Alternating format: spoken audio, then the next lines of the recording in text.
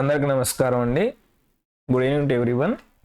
ఈ వీడియోలో నేను మీకు అభ్యసన బదలాయింపు సంబంధించి ఈ అంశానికి సంబంధించి మనకి 2022 24 టెట్లో జరిగినటువంటి ప్రశ్న పత్రాల్లో దాదాపు 10 ప్రశ్నలు అడగడం జరిగిందనమాట. ఓకేనా? మరి ఈ కాన్సెప్ట్స్ గురించి నేను మీకు వివరిస్తాను. అభ్యసన బదలాయింపుల్లో అంటే అసలు అభ్యసన బదలాయింపు అంటే ఏంటంటే ఏదైనా ఒక సందర్భంలో నేర్చుకున్నటువంటి ఒక అభ్యసనం ఏదైనా ఒక సందర్భంలో ఏదో ఒక అభ్యసనం నేర్చుకున్నాం అంటే ఒక కొత్త విషయాన్ని నేర్చుకున్నాం. ఆ నేర్చుకున్న విషయము వేరొక సందర్భంలో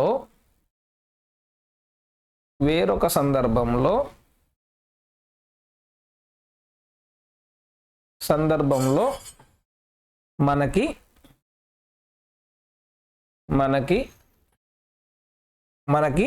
పూర్తిగా కానీ పాక్షికంగా కానీ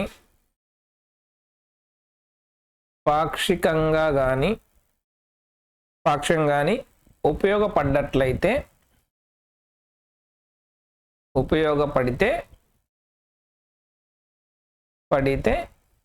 మనకు అక్కడ ఏం జరిగినట్టు, ఈ ముందు నేర్చుకున్న అభ్యాసనం తర్వాత నేర్చుకున్న అభ్యాసనం పైన బదలాయింపు జరిగినట్టు. దీన్నే మనం ఏంటంటే అభ్యసన బదలాయింపు అంటాం. ఉదాహరణకి నేను చిన్నప్పుడు నేను నేర్చుకున్నాను, సైకిల్ నేర్చుకున్నాను. ఈ సైకిల్ నేర్చుకోవడం వల్ల పెద్ద అయిన తర్వాత నాకు బైక్ నేర్చుకోవడం ఈజీ అయింది. బైక్ నేర్చుకోవడం ఈజీ అయిందనమాట. అంటే ఇక్కడ చిన్నప్పుడు నేను నేర్చుకున్న సైకిల్ అనేది తర్వాత బైక్ నేర్చుకోవడంలో నాకు ఉపయోగపడింది కాబట్టి ఇక్కడ మనకేం జరిగినట్టు, అభ్యసన బదలాయింపు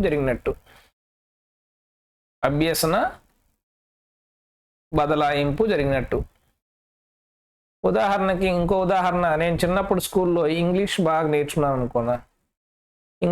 నేర్చుకున్నాను. అది నాకు జాబ్ ఇంటర్వ్యూలో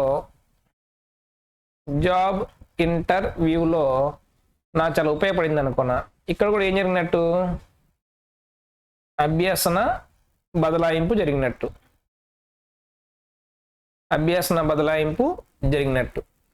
ఇప్పుడు నేను ఇక్కడ చిన్నప్పుడు కంప్యూటర్ నేర్చుకొని పెద్ద అయిన తర్వాత ఈత నేర్చుకుందాం అనుకుంటున్నా.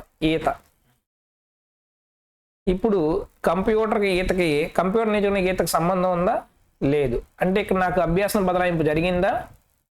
జరగలేదు. అర్థమైందా? అంటే మనకి అభ్యాసన బదలాయింపు గతంలో నేర్చుకున్న అంశం ఏదైతే ఉందో అది ఇప్పుడు నేర్చుకున్న అంశం పైన పాజిటివ్గా ఉండొచ్చు, నెగిటివ్గా ఉండొచ్చు, అసలు జరగకపోవచ్చు. అభ్యాసన బదలాయింపు అనేది జరగకపోవచ్చు అనమాట. నేను చిన్నప్పుడు క్రికెట్ నేర్చుకొని ఇప్పుడు వెళ్ళి బ్యాడ్మింటన్ ఆడదాం అనుకుంటున్నా స్టేడియంలో. ఇప్పుడు ఇక్కడ అభ్యాసన బదలాయింపు ఏమైనా జరుగుతుందా? జరగట్లేదు. అంటే ఈ క్రికెట్ ఏదైతే ఉందో బ్యాడ్మింటన్ ఆటంకం కలిగిస్తుంది. పద్దాకలా ఆ రూల్సే గుర్తొస్తుంది, అదే గుర్తొస్తుంది అనమాట.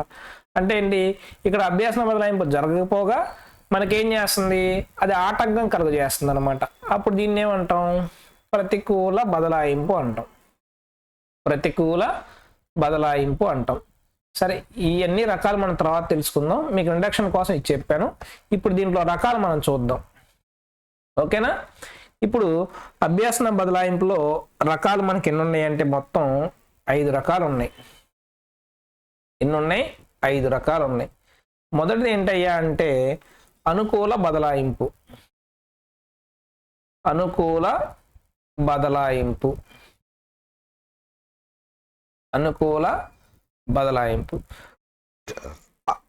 మనకి ఇక్కడే ఉంది, అనుకూల అంటే ఏంటి, గతంలో నేర్చుకున్న అంశము ప్రస్తుతం నేర్చుకునే అంశానికి ప్రస్తుతం నేర్చుకునే అంశానికి ఉపయోగపడితే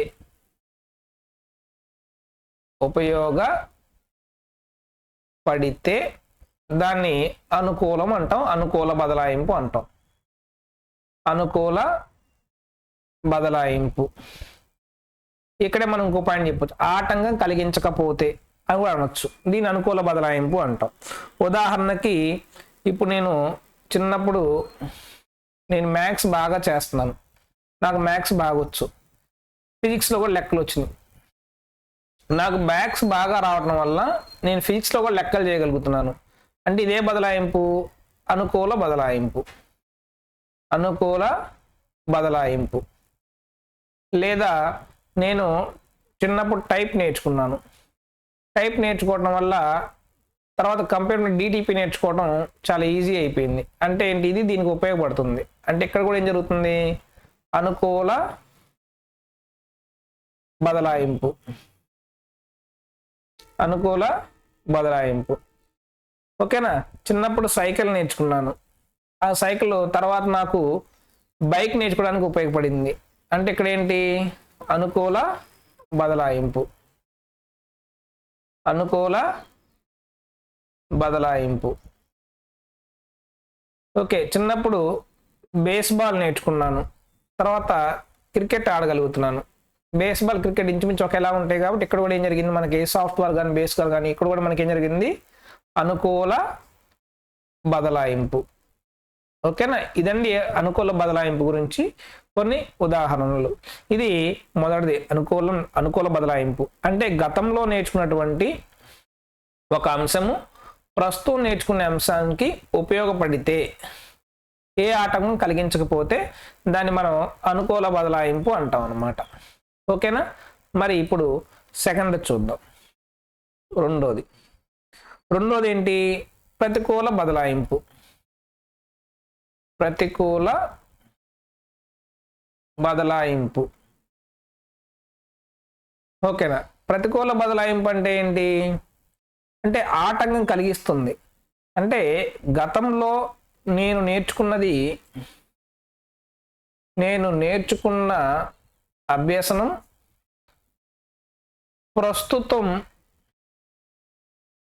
ప్రస్తుతం నేర్చుకునే అంశానికి ఆటంకం కలిగిస్తే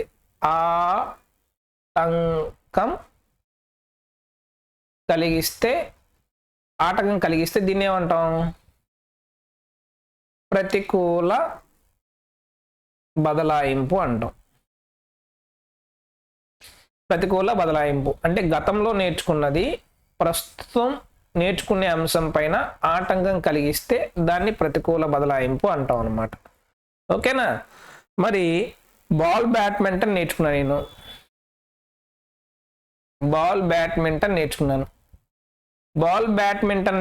నేను బ్యాడ్మింటన్ ఆడుతున్నప్పుడు, షటిల్ బ్యాడ్మింటన్ ఆడుతున్నప్పుడు ఈ బాల్ బ్యాడ్మింటన్ నాకు బాగా గుర్తొస్తుంది, ఈ బ్యాడ్మింటన్ నేర్చుకోకుండా చేస్తుంది అనమాట. అంటే ఆటంకం కలిగిస్తుంది. ఈ బాల్ బ్యాడ్మింటన్ బ్యాడ్మింటన్ ఆడితే ఆటంకం కలిగిస్తుంది. ఆ రూల్స్, ఆ రెగ్యులేషన్స్ అర్థమైందా, బంతిని కొట్టే విధానం ఇదన్నీ కూడా ఆటంకం కలిగిస్తుంది. పద్దాకలు అట్టనే వెళ్ళిపోతుంది అనమాట. ఓకేనా. ఇదేమైంది అంటే ప్రతికూల బదలాయింపు.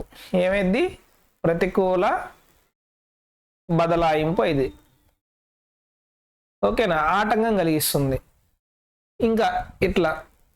సో ఏదైనా గతంలో నేర్చుకున్న అంశము ప్రస్తుతం నేర్చుకున్న అంశంపై ఆటంకం కలిగించినట్లయితే దాన్ని మనం ఏమంటామంటే ప్రతికూల బదలాయింపు అంటాం. నెగిటివ్ ట్రాన్స్ఫర్ అంటాం. Negative transfer. ఇందాకది ఏంటి, పాజిటివ్ ట్రాన్స్ఫర్. ఇదేంటిది, నెగిటివ్ ట్రాన్స్ఫర్. నెక్స్ట్ చూడండి, జీరో ట్రాన్స్ఫర్. దీన్నే మనం శూన్య బదలాయింపు అంటాం. శూన్య బదలాయింపు. ఈ శూన్య బదలాయింపు అంటే ఏంటంటే మనం గతంలో నేర్చుకున్న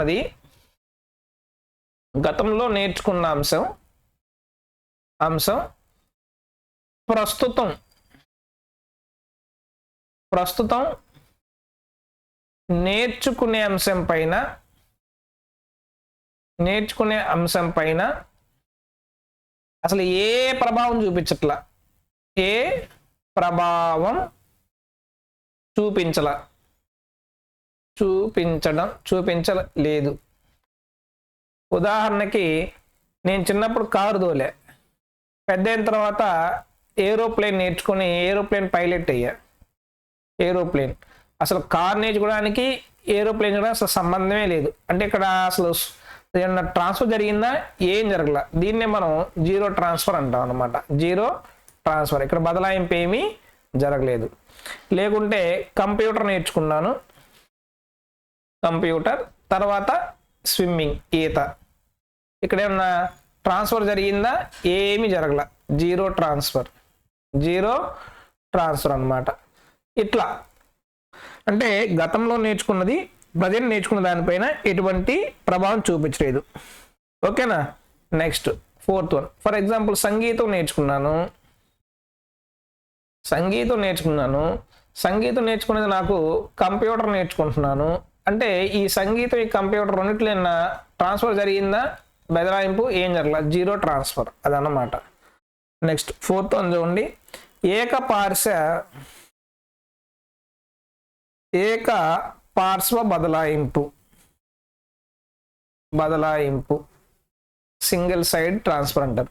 ఏకపార్శ్వం అంటే ఏంటి? ఒకవైపు అంటే కుడివైపు, కుడి కానీ ఎడమ కానీ ఏదో ఒకటి. అంటే కుడి చెయ్యి చేసిన పని కుడి కాలు కూడా చేయగలిగితే, కుడి కాలు అంటే ఒక బాడీ ఉంటే ఒక బాడీలో ఒక సైడ్ మొత్తం ఏకపార్స్ అంటారు, ఈ సైడ్ని ఇంకో ఏకపార్స్ అంటారు.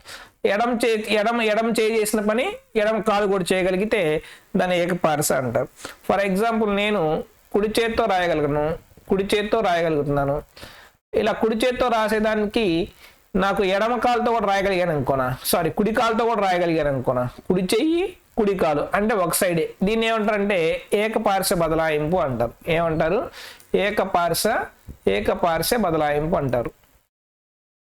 నెక్స్ట్ ద్విపార్శ్వ బదలాయింపు. ద్విప అంటే మీకు అర్థమైపోతుంది. ద్విపార్శ్వ బదలాయింపు. ద్విపార్శ్వ బదలాయింపు అంటే ఏంటి? కుడి చేతితో చేయగలిగిన పని ఎడం చేతితో కూడా చేయగలగడం. కుడి చేతితో చేయగలిగే పని ఎడమ చేతితో కూడా చేయగలగడం. కుడి కాలుతో చేయగలిగిన పని ఎడమ కాలుతో కూడా చేయగలగడం అనమాట. అంటే ద్విపార్శ అంటే ఇటు సైడ్ నుంచి ఇటు, ఇటు సైడ్ నుంచి ఇటు. అంటే ఈ చేసే పని ఇది చేసిద్ది, ఇది చేసే పని ఇది కూడా చేయగలదు. దీన్ని ద్విపార్శ బదలాయింపు అంటారు. ఓకేనా?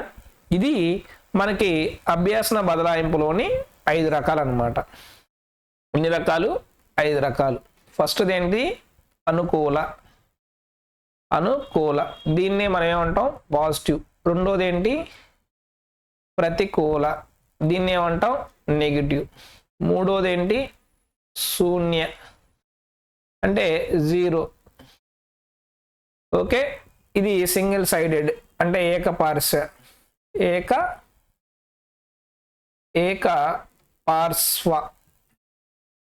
నెక్స్ట్ ఏంటి? ద్విపార్శ్వ. ఓకేనా?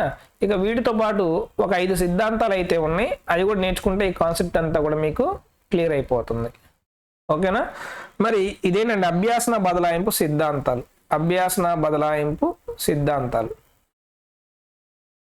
ఓకేనా?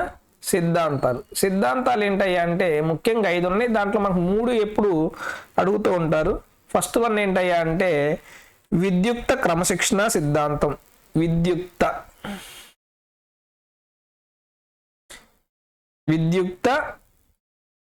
స్కూల్ అసిస్టెంట్లకి చాలా చాలా ఇంపార్టెంట్. విద్యుక్త క్రమశిక్షణ సిద్ధాంతం. ఈ తెలుగు కొంచెం కష్టం అయినా సిద్ధాంతం మీరు రాసుకోండి. అంటే ఏంటంటే అసలు దీన్ని ప్రపోజ్ చేసిన వాళ్ళు ఎవరంటే గ్రీకులు. ఎవరు? గ్రీక్స్. వీళ్ళు ఏమంటారయ్యా అంటే విద్యుక్త అంటే ఏంటి? విద్య. అర్థమైందా? అంటే విద్య అంటే విద్యలో ఏముంటాయి? మెదడులో, అంటే మెదడు ఏదైతే ఉంటుందో ఈ మెదడులో ఈ వివేచన, పరిశీలన, ఏకాగ్రతను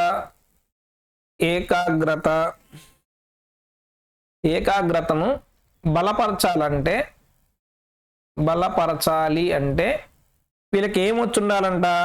సైన్స్, తర్కశాస్త్రం, గణిత శాస్త్రం అభ్యసింపజేయాలి అంటారు. అంటే వీళ్ళు ఏమంటారు? సైన్స్, తర్కశాస్త్రం అంటే రీజనింగ్, లేదంటే అర్థమెటిక్, మ్యాథ్స్ ఇవి వస్తే మనకి మెదడులో వివేచన, పరిశీలన, ఏకాగ్రత అనేది బాగా పెరుగుతుందని వీళ్ళు చెప్పారనమాట. అంటే మెదడులోని ఆయా భాగాలు బలపరచడం వల్ల తదుపరి అంశాలు సులభంగా అభ్యసించవచ్చని వీళ్ళ నమ్మకం. ఓకేనా? మరి ఈ సిద్ధాంతాన్ని ఎవరండి? ఫార్మల్ డిసిప్లిన్ భావనను ఫార్మల్ డిసిప్లిన్ ఈ విద్యుత్ క్రమశిక్షణ భావనని సమర్థించాడు.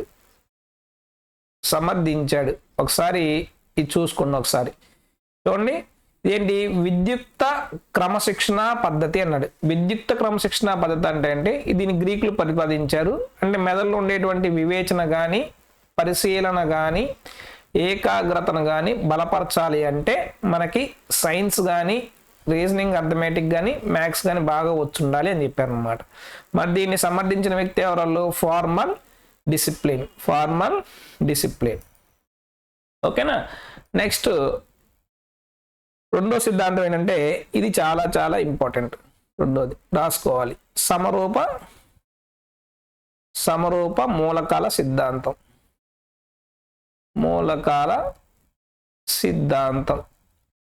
క్వశ్చన్లోనే ఉంది. మనకు సైకాలజీ అంటే క్వశ్చన్లోనే ఉంటుంది. సమరూప మూలకాల సిద్ధాంతం అంటే దీన్ని ప్రతిపాదించిన వ్యక్తి ఎవరు?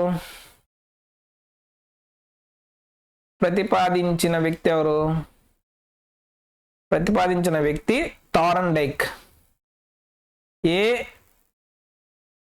AEL థార్న్డైక్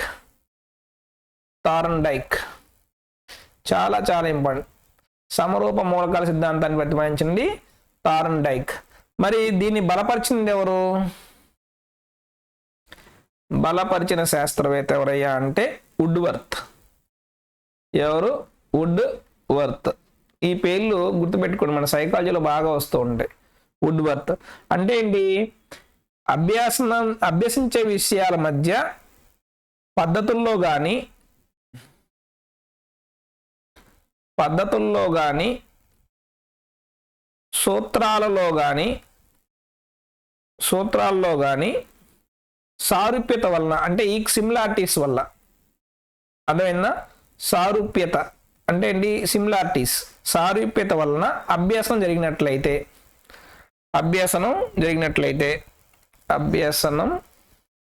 జరిగితే దాన్ని సమరూప మూలకాల సిద్ధాంతం అభ్యాసన బదలాయింపు అంటారు. ఉదాహరణకి ఇప్పుడు గ్రామర్ నేర్చుకున్నాను అనుకోనా, గ్రామర్ అర్థమైందా? సంస్కృతంలో గ్రామర్ నేర్చుకున్నాను. ఇది నాకు హిందీలో గ్రామర్ నేర్చుకునేటప్పుడు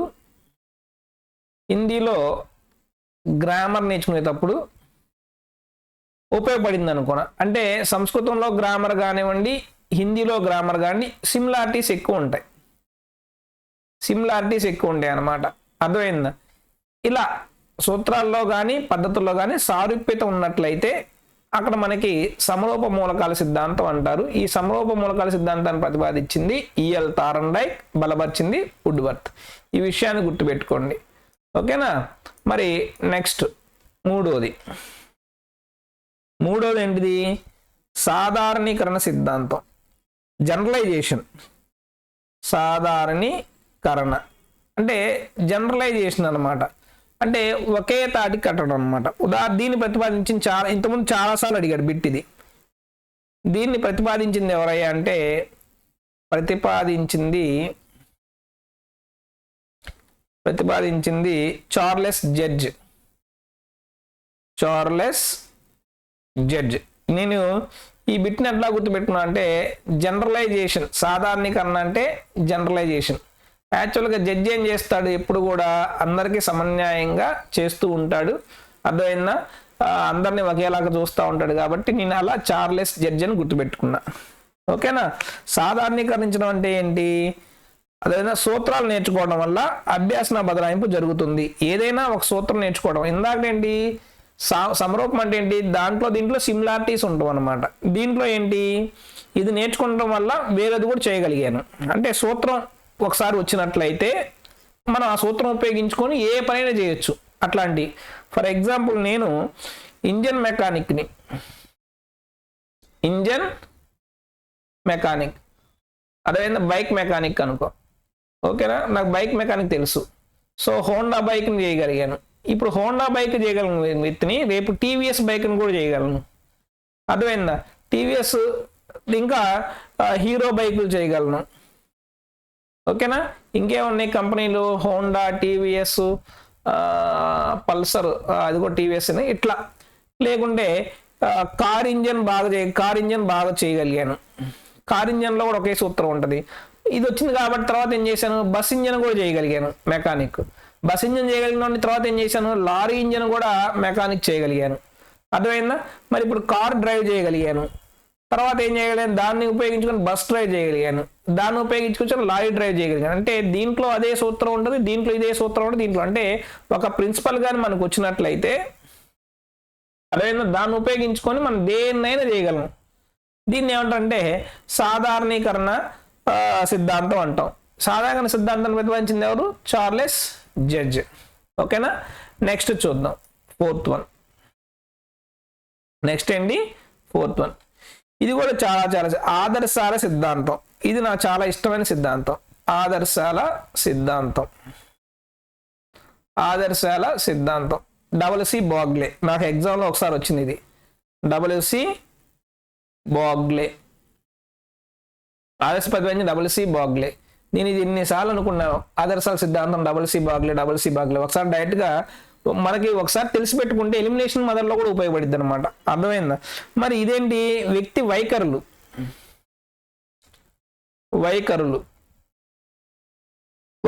బట్టి ఒకే రకమైన వైఖరి ఉంటాం అనమాట. ఫర్ ఎగ్జాంపుల్ ఇంట్లో తల్లిదండ్రుల్ని గౌరవించినటువంటి వ్యక్తి స్కూల్లో టీచర్స్ని కూడా గౌరవిస్తాడు. ఇది ఆదర్శం. అంటే స్కూల్కి టైంకి రోజు వెళ్ళేటువంటి వ్యక్తి ఆఫీస్కి కూడా పెద్ద అయిన తర్వాత టైంకి వెళ్తాడనమాట. ఇది ఆదర్శాల సిద్ధాంతం అనమాట. ఓకే? సమయం పాటించేటువంటి వ్యక్తి ఎక్కడైనా కానీ టైం పాటిస్తూ ఉంటాడు. సో ఇట్లా అనమాట. ఓకేనా? దీని ఆదర్శాల సిద్ధాంతం, దీన్ని WC బాగ్లే చేశాడనమాట. Next 5, last one. ఈ లాస్ట్ వన్ ఏంటి? ట్రాన్స్పోజిషన్. ఏంటి? ట్రాన్స్పోజిషన్ సిద్ధాంతం. దీన్ని చెప్పింది ఎవరు? గెస్టాల్ట్ వాదులు. ఎవరండి? గెస్టాల్ట్ వాదులు. ఈ గెస్టాల్ట్ వాదులు ఏమంటాడు? మొత్తానికి దానిలో ఉన్న భాగాలకు మధ్య గల సంబంధం. అంటే మనం చెప్పుకుంటే ఇంతకుముందు చింపాంజీ చెప్పుకున్నాం. గెస్టాల్ట్ వాదుల్లో చింపాంజీ ముందు మనం కొన్ని పైపులు పెట్టాము, దూరంలో అరటికాయలు గెలబెట్టాము. అదేం చేసింది? పైపులను ఒకదానికొకటి జాయింట్ చేసుకొని అక్కడ ఉన్నటువంటి అరటికాయలని లాక్కొని తిందనమాట. అంటే ఏంటి? మొత్తానికి దానిలో ఉన్న భాగాల మధ్య సంబంధం అవగాహన చేసుకొని, అంటే ఒకదానిపైన ఒకదాని సంబంధం అవగాహన చేసుకొని అక్కడ అభ్యాసన బదలాయింపు జరిగినట్లయితే అది దాన్ని ఏమంటే ట్రాన్స్పోజిషన్ అంటాం. ఉదాహరణకి బీజగణితం చేసినటువంటి వ్యక్తి మ్యాథ్స్లో బీజగణితం బాగా చేస్తున్నాడు. ఈ బీజగణితాన్ని ఉపయోగించుకొని ఆ సంబంధాన్ని, ఆ ప్రాథమిక భావాలను ఉపయోగించుకొని అదేవిధంగా ఆ బీజగణితంలోని మిగతా అభ్యాసాలన్నీ కూడా చేసేయడం అనమాట. ఓకేనా? అంటే ఒక ఎగ్జాంపుల్ నేర్చుకొని, ఓకేనా, ఆల్జీబ్రా వచ్చిందనుకో, అంటే ప్రాథమిక అంశాలు ప్లస్ మైనస్ ఇంటూ డివిజన్ ఈ నేర్చుకున్నవాడు ఆల్జీబ్రా మొత్తం చేయగలడు అనుకున్నా. ఆల్జిబ్రాలో కొన్ని ఈ ప్రాథమిక భావాలు నేర్చుకున్న వ్యక్తి వాటిని కూడా చేయగలరు అనుకున్నా. ఇక్కడ ఏం జరిగింది, దీన్ని ఏమంటాం అంటే ట్రాన్స్పోజిషన్ అంటే ఏమంటాం, ట్రాన్స్పోజిషన్. ఇక్కడ చెప్పింది ఎవరు, గెస్టార్ట్ వాదులు. ఎవరు, గెస్టార్ట్ వాదులు. ఇప్పటి వరకు మనం ఎన్ని సిద్ధాంతాలు చెప్పుకున్నాం, 5 సిద్ధాంతాలు చెప్పుకున్నాం. ఎన్ని, 5 సిద్ధాంతాలు అయితే చెప్పుకున్నాం. మొదటిది ఏంటి, సిద్ధాంతాల్లో మొదటిది విద్యుక్త. ఏంటి, విద్యుక్త. రెండోది ఏంటి, విద్యుక్త తర్వాత సమరూప. సమరూప. మూడోది ఏంటి, సమరూప తర్వాత సాధారణీకరణ. సాధారణీకరణ. నాలుగోది ఏంటి, ఆదర్శ. ఐదోది ఏంటి, ట్రాన్స్పోజిషన్. ఏంటి, ట్రాన్స్పోజిషన్. ఇవి 5. విద్యుక్త ఎవరు, గ్రీకు. సమర్థించిన వ్యక్తి పేరేంటి, ఫార్మల్ డిసిప్లిన్. ఎవరు, ఫార్మల్ డిసిప్లిన్. సమరూప ఎవరు, థార్న్డైక్. ఎవరు, థార్న్డైక్ ప్రతిపాదించి. సమర్థించింది ఎవరు, వుడ్వర్త్. ఎవరు, వుడ్వర్త్. మరి సాధారణీకరణ సిద్ధాంతాన్ని తీసుకొచ్చింది ఎవరు, జడ్జ్ అని చెప్పాను. ఎవరు, చార్లెస్ జడ్జ్. ఆదర్శాల సిద్ధాంతం ఎవరు, నాకు ఇష్టమైన వ్యక్తి డబ్ల్యూసి బాగ్లే. ట్రాన్స్పోజిషన్ ఎవరు, గెస్టాల్ట్ వాదులు. ఓకేనా, ఇది.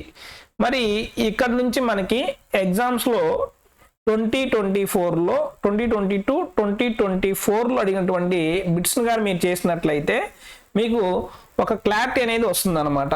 సో ఒక అంశాన్ని మనం ఎప్పుడైనా కానీ ఎట్లా మనం దీని ఎనాలిసిస్ చేయాలంటే ఆ ప్రీవియస్ బిట్లన్నీ తీసి ఆ ప్రీవియస్ బిట్లో ఈ టాపిక్ నుంచి మనకి బిట్లు ఎక్కువ అడుగుతున్నాడు, ఈ టాపిక్ నుంచి బిట్ వచ్చిందంటే మనం ఆ టాపిక్కి వెళ్ళి ఒకసారి టాపిక్ మొత్తాన్ని రివైజ్ చేయాలి. ఇప్పుడు నేను ఏ విధంగా అయితే మీకు ఈ వీడియోలో ఈ టాపిక్ అంతా రివైజ్ చేశానో ఆ విధంగా మీరు కూడా ఏం చేయాలి, మీకున్నటువంటి గైడ్ ఏదైతే ఉందో, మీకున్న మెటీరియల్ ఏదైతే ఉందో ఆ మెటీరియల్లోకి వెళ్ళేసి ఈ టాపిక్ని మొత్తాన్ని కూడా ఒకసారి మీరు చదివి దానికి సంబంధించిన బిట్లన్నీ పెట్టాలి. పెట్టినట్లయితే మీ మీద మీకు కాన్ఫిడెన్స్ వస్తుంది. ఎస్, నేను ఈరోజు ఈ అభ్యాసన బదలాయింపు అనే కాన్సెప్ట్ మొత్తాన్ని కూడా నేను నేర్చుకున్నాను అనేటువంటి భావన అనేది మీకు వస్తుంది అనమాట. మరి ఇప్పుడు ఆ ప్రీవియస్ బిట్స్ ఒకసారి మనం చూద్దాం.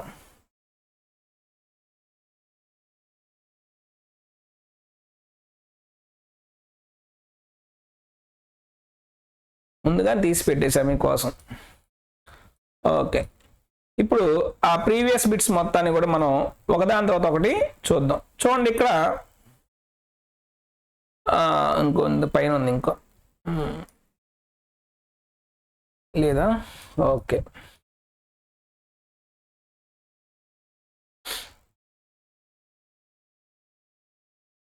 ఎస్, ఫస్ట్ బిట్ చూద్దాం. బుక్కి బహువచనం బుక్స్ అని నేర్చుకున్న ఒక విద్యార్థి చైల్డ్కి బహువచనం చిల్డ్రన్కి బదులుగా చైల్డ్స్ అంటున్నాడు.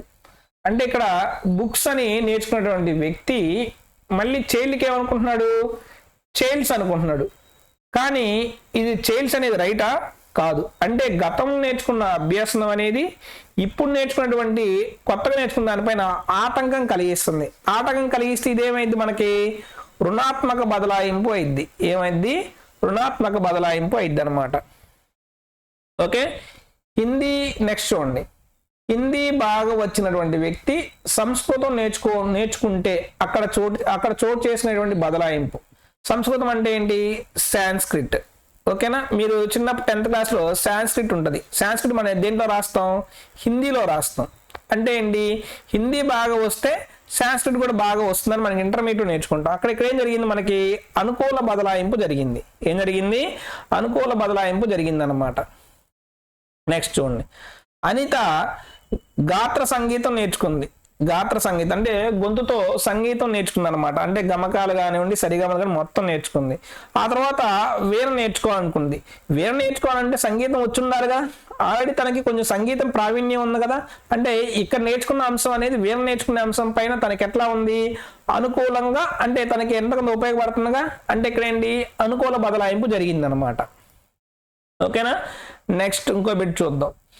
టైప్ రైటింగ్ బాగా ప్రావీణ్యం కలిగిన వ్యక్తి కంప్యూటర్ పై డిటిపి పని చేసేటప్పుడు జరిగే అభ్యాసం. టైప్ రైటింగ్ నేర్చుకున్నాడు, ఎస్ నాకు టైప్ రైటింగ్ బాగా వచ్చు. డిటిపిలో కూడా ఏముంటుంది, మనకి టైపింగ్ కొట్టమే కదా. టైపింగ్, ఎడో ఫోటోస్టాప్ ఇవన్నీ రావాలంటే ముందు టైపింగ్ వచ్చి ఉండాలిగా. అంటే ఇక్కడ ఏం జరిగినట్టు, మనకి అనుకూల బదలాయింపు జరిగిందని మనం అర్థం చేసుకోవాలి. ఓకేనా. నెక్స్ట్ ఇంకో బిట్ చూద్దాం. ఇక్కడ a person who can play soft ball well wants to learn play cricket. అర్థమైందా. సాఫ్ట్ బాల్ బాగా నేర్చుకున్న వ్యక్తి క్రికెట్ నేర్చుకోవాలన్నారు. సాఫ్ట్ బాల్ క్రికెట్ ఇంచుమించు ఒకలాగే ఉంటుంది కొంచెం. కాబట్టి ఇక్కడ ఏం జరిగింది, పాజిటివ్ బదలాయింపు జరిగింది. అంటే సాఫ్ట్ బాల్ ఆడే వ్యక్తి క్రికెట్ ఆడటం నేర్చుకోదలిచాడు. అంటే సాఫ్ట్ బాల్ని కొట్టడం ఏంటైతే తెలుస్తుంది, క్రికెట్ బాల్ని కొట్టవే కదా. అంటే ఏంటి, ఇక్కడ అనుకూల బదలాయింపు జరిగింది అనమాట. ఓకేనా. నెక్స్ట్ ఇంకో క్వశ్చన్ చూద్దాం. ఓకేనా. సర్లాకి తెలుగు బాగా వచ్చు. దానివల్ల ఆమె ఇంగ్లీష్ భాష నేర్చుకోవడంలో ఇబ్బంది పడుతూ ఉందన్నమాట. ఎస్, ఇక్కడ వాడే ఇచ్చాడు. ఇబ్బంది పడుతుందంటే ఏంటి, అక్కడ రుణాత్మక బదలాయింపు జరిగింది. అంటే తెలుగు బాగొచ్చు. ఫర్ ఎగ్జాంపుల్ నేనే తెలుగు ఉన్నాను, నాకు అసలు ఇంకేమి రాదు భాష.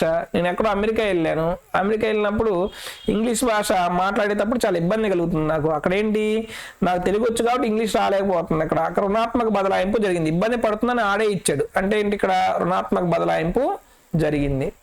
నెక్స్ట్ చూడండి. ఇక్కడ సంగీతం నేర్చుకున్న వ్యక్తి ఈత నేర్చుకోవాలనుకున్నాడు. అంటే సంగీతానికి ఈతకి అసలు పొంతనే లేదు. సంగీతం వేరు, ఈత వేరు. ఇక్కడ ఏం జరిగింది, శూన్య బదలాయింపు జరిగింది. ఏం జరిగింది, ఇక్కడ శూన్య బదలాయింపు. దానికి దీనికి అసలు సంబంధమే లేదు. నెక్స్ట్ చూడండి.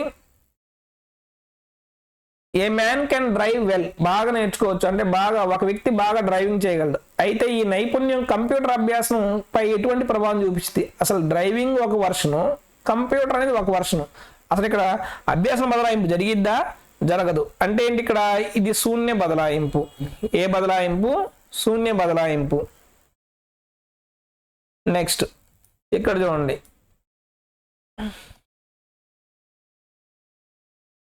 ఓకే, ఇక్కడ ఇది చూద్దాం. చూడండి, షటిల్ కాక్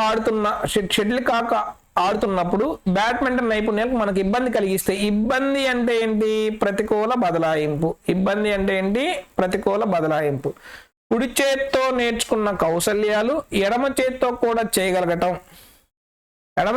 కుడి ఎడ అంటే ఏంటి, ద్విపార్శ బదలాయింపు. బైలేటరల్ ట్రాన్స్ఫర్ అంటారు. ఇంగ్లీష్లో. ఇదండి చూడండి ఎంత ఈజీగా ఉందో టాపిక్. సో ఈ విధంగా మీరు ప్రతి టాపిక్ని మీరు ఇట్లా అనాలిసిస్ చేసుకుంటే సైకాలజీలో 30 మార్కులు ఉంటాయో, అంటే సైకాలజీ అంటే మొత్తం ఇది మనకి అభ్యాసంతో కలిపి ఐసీటీతో కలిపి మొత్తం ఇలాగా మనం అనాలిసిస్ చేసుకున్నట్లయితే 30 బిట్లకి కనీసం మనం 20 బిట్లు కాన్ఫిడెంట్గా పెట్టగలం. 20 బిట్లు మనం ఖచ్చితంగా కాన్ఫిడెంట్గా పెట్టగలం అనమాట. కాబట్టి ఇలా మీరు అనాలిసిస్ చేయండి. ఓకేనా. మరి నా వీడియోని మీ అందరికి నచ్చిందని అనుకుంటున్నాను. తప్పకుండా వీడియోస్ మొత్తం కూడా నేను పెట్టే ప్రతి వీడియో నుంచి ఒక్కొక్క మార్క్ అయితే కంపల్సరీగా వస్తుంది. మీరు ఖచ్చితంగా ఫాలో అవ్వండి.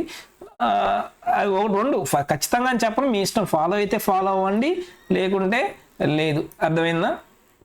కాకపోతే నలుగురు ఉపయోగపడిద్దని చెప్పేసి వీడియోస్ అయితే చేయడం జరుగుతుంది అన్నమాట. Thank you.